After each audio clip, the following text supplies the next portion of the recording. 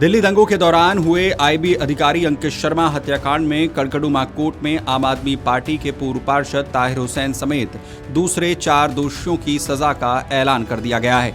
Court ने 5 दोषियों को आजीवन कारावास की सजा सुनाई है।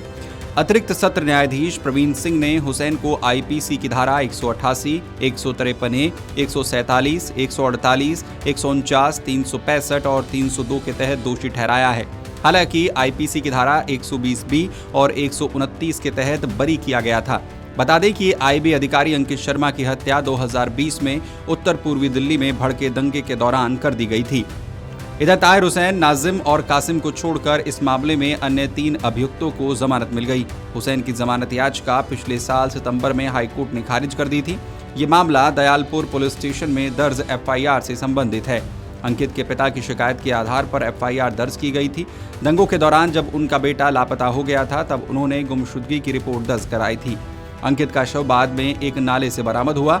इसके बाद उन्हें जीटीबी अस्पताल ले जाया गया, जहां उन्हें मृत घोषित कर दिया गया।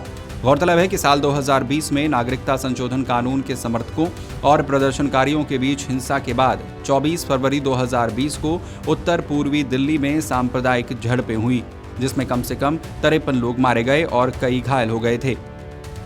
इस दौरान जब अंकित शर्मा आरोपियों को शांत करने और उनसे कानून हाथ में नहीं लेने का आग्रह कर रहे थे, तभी उन्हें पकड़ लिया गया और उनकी जान लेने के बाद शव नाले में फेंक दिया गया था।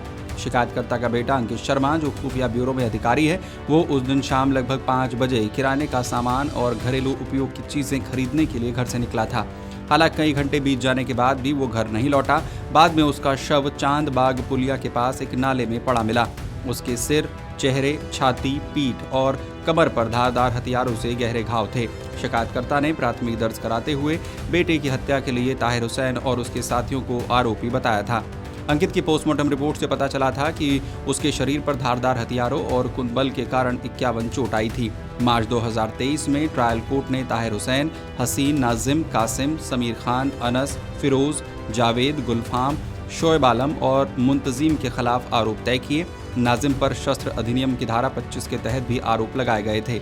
साल 2020 में नागरिकता संशोधन कानून के समर्थकों और प्रदर्शनकारियों के बीच हिंसा के बाद 24 फरवरी 2020 को उत्तर पूर्वी दिल्ली में सांप्रदायिक झड़पें हुई। इसमें कम से कम 53 लोग मारे गए और कई घायल हो गए थे।